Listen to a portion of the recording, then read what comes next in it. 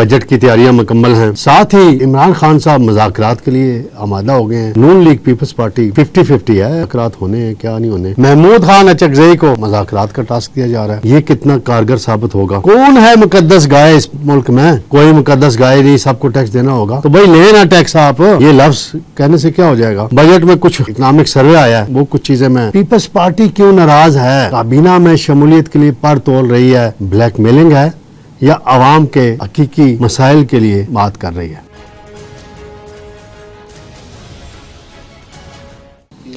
بسم اللہ الرحمن الرحیم. میں ہوں طارق سمیر, ڈیلی ممتاز ڈیجیٹل کے ساتھ. ناظرین, بجٹ کی تیاریاں مکمل ہیں. ساتھ ہی عمران خان صاحب مذاکرات کے لیے آمادہ ہو گئے ہیں. نون لیگ پیپلز پارٹی 50-50 ہے, مذاکرات ہونے ہیں کیا نہیں ہونے. محمود خان اچکزئی کو مذاکرات کا ٹاسک دیا جا رہا ہے. یہ کتنا کارگر ثابت ہوگا؟ پھر دوسری بات ہے, کون ہے مقدس گائے اس ملک میں؟ پہلے ایک مقدس گائے کا لفظ اسٹیبلشمنٹ کے لیے استعمال ہوتا تھا, اب تو وزیر خزانہ نے استعمال کر لیا. کوئی مقدس گائے نہیں, سب کو ٹیکس دینا ہوگا. تو بھائی لیں نا ٹیکس آپ. یہ لفظ کہنے سے کیا ہو جائے گا؟ بجٹ میں کچھ جو اکنامک سروے آیا ہے, وہ کچھ چیزیں میں ناظرین آپ کو بتاؤں گا. اور پیپلز پارٹی کیوں ناراض ہے؟ کابینہ میں شمولیت کے لیے پر تول رہی ہے, بلیک میلنگ ہے یا عوام کے حقیقی مسائل کے لیے بات کر رہی ہے؟ سب سے پہلے میں آؤں گا, اکنامک سروے جاری ہوا ہے اور بہت سی باتیں کی ہیں وزیر خزانہ اورنگزیب صاحب نے, اور انہوں نے 2-3 باتیں بہت زبردست کی ہیں. ایک ٹیکس کلیکشن بہتر ہونی چاہیے, بالکل ہونی چاہیے جی. اس پاکستان کے اندر دیکھا جائے تو 25 کروڑ کی آبادی ہے اور 25 کروڑ میں سے 30 لاکھ صرف ٹیکس دیتے ہیں. تو ملک کیسے چلے؟ بڑا سوال ہے. ایف بی آر کے 13,000 ملازمین ہیں اور اس وہاں کا بتایا جاتا ہے کہ موسٹلی کرپشن میں ملوث ہیں. وہ ٹیکس کلیکشن صحیح نہیں کرتے. ابھی حال ہی میں نے ایک لاہور کی ایک رپورٹ کی تھی خبر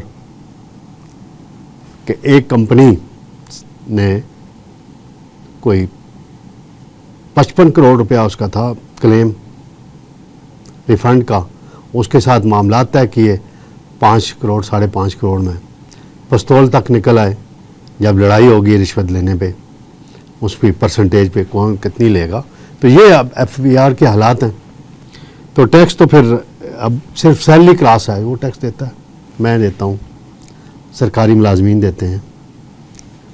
ٹیکس کے بدلے میں ہمیں مہنگائی ملتی ہے, ٹیکس کے بدلے میں ہمیں اضافی ٹیکس ملتے ہیں. یہ نہیں کہ نئے کو لے آئیں, اشرافیہ کو لائیں نا جی. مقدس گائے کہنے سے آپ کی جان چھوٹ جاتی ہے.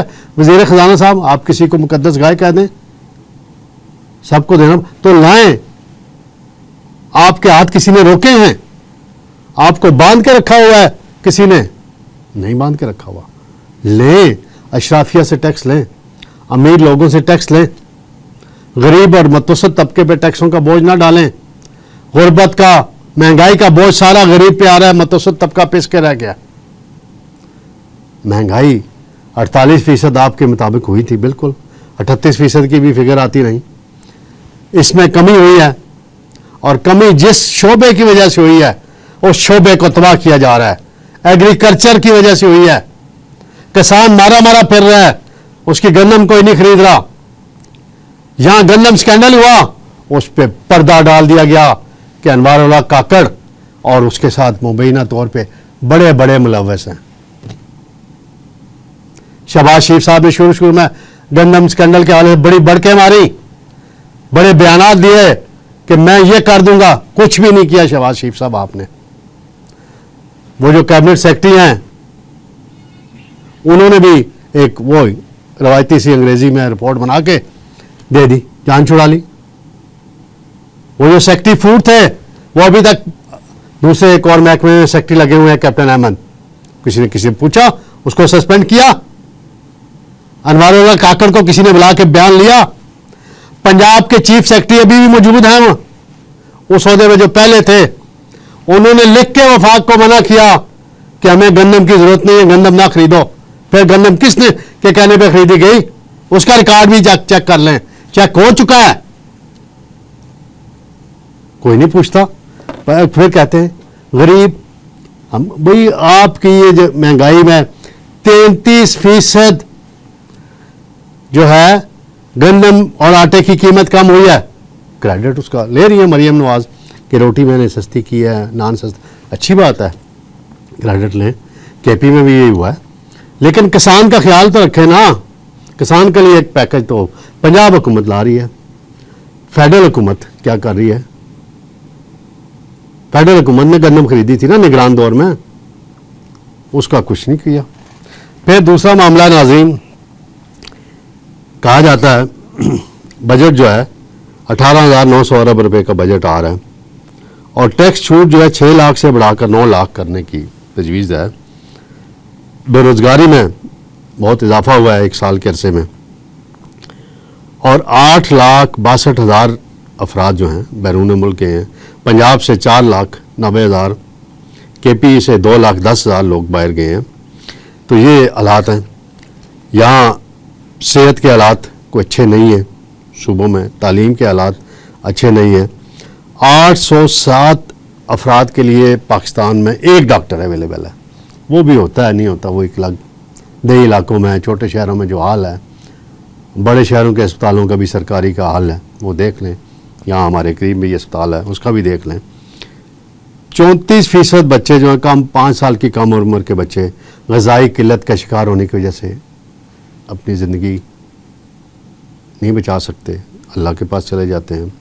اوسط عمر جو ہے 67 سال کی ایک ڈیٹا آیا ہو گئی ہے. اور تعلیم سے بلوچستان کے اندر 47، سندھ کے اندر 41، کے پی کے اندر 32، پنجاب کے اندر 24% بچے محروم ہیں. پنجاب میں 100% بچوں کے لیے پینے کے صاف پانی کی سہولت بھی حاصل ہے. یہ چند بجٹ سے کے حوالے سے معاملات تھے. اب میں آتا ہوں پیپلز پارٹی پر. پہلے آ جاتا ہوں. میں نے ناظرین بہت پہلے جب حکومت بنی تھی کہہ دیا تھا کہ بجٹ کے بعد پیپلز پارٹی وفاقی کابینہ میں آئے گی، اور میری پیپلز پارٹی کے بعض انتہائی قریبی اور سینئر رہنماؤں سے آف دی ریکارڈ بات ہوئی ہے. وہ تیار ہیں. رکاوٹ کیا ہے؟ بلاول کی انقلابی سوچ رکاوٹ ہے. بلاول کہتے ہیں جی نہیں ہم نے کابینہ کا حصہ نہیں بننا. بھائی کابینہ کا حصہ نہیں بننا. Benazir income support programme کی چیئرپرسن روبینہ خالد سینیٹر تھیں، وہ کس سے؟ پیپلز پارٹی. وہ کابینہ کی اسٹارٹ ہوتی ہے. اب بیت المال کے ایم ڈی کا عہدہ بھی میں نے خبر دی تھی پیپلز پارٹی کو دیا جا رہا ہے، اس کے لیے نام آ رہے ہیں. تو خورشید شاہ صاحب بڑے ناراض ہو رہے ہیں جی بجٹ میں پوچھا نہیں گیا. تو میری اطلاع کے مطابق نوید قمر اور شہری رحمان سے مشاورت ہوئی تھی وزارت خزانہ کی. ہو سکتا ہے ان ڈیپتھ مشاورت نہ ہوئی ہو، ڈیٹیل نہ ہوئی ہو، آئی ایم ایف کے معاملات ہوں. میں وزیر خزانہ مزید تھے لیکن اعتماد میں لیا جانا چاہیے. اب کابینہ میں شمولیت ہونی ہے اور وہ ایک فکرہ موجود ہے نا، رولا تو رولا پائی جاؤ، اندروں اندروں مزے کری جاؤ، کھائی جاؤ. تو وہی حال ہے. اسی تنخواہ پہ کام کرنا سب نے. بجٹ کی منظوری دینی ہے پیپلز پارٹی نے. کوئی ایسا نہیں ہے کہ یہ واک آؤٹ کر جائیں گے یا باہر چلے جائیں گے اور بجٹ کی منظوری نہیں ہونے دیں گے. ایسا کچھ نہیں ہونے والا. ہاں کابینہ میں شمولیت بجٹ کے بعد جولائی میں میں دیکھ رہا ہوں. اور پیپلز پارٹی کے لیے وزارتیں ابھی تک خالی ہیں، بڑی اہم وزارتیں ڈیول چارج پہ مختلف وزراء کے پاس ہیں. اس پر بات چیت ہو رہی ہے. دوسری بات ہے عمران خان صاحب رضامند ہو گئے جی، مذاکرات ہونے چاہیے. بالکل اچھی بات ہے، مذاکرات ہونی چاہیے. محمود خان اچکزئی ہیں، پشتونخوا ملی عوامی پارٹی کے صدر ہیں. آج کل وہ بھی بڑے انقلابی ہوئے ہیں. پہلے نواز شریف کے 2013 سے 18 کی حکومت میں پورا خاندان ان کا حکومت کا حصہ تھا. یہاں بھی اور بلوچستان میں بھی ان کے بھائی گورنر تھے، بھائی وزیر تھے، خاندان کے سارے لوگ تھے.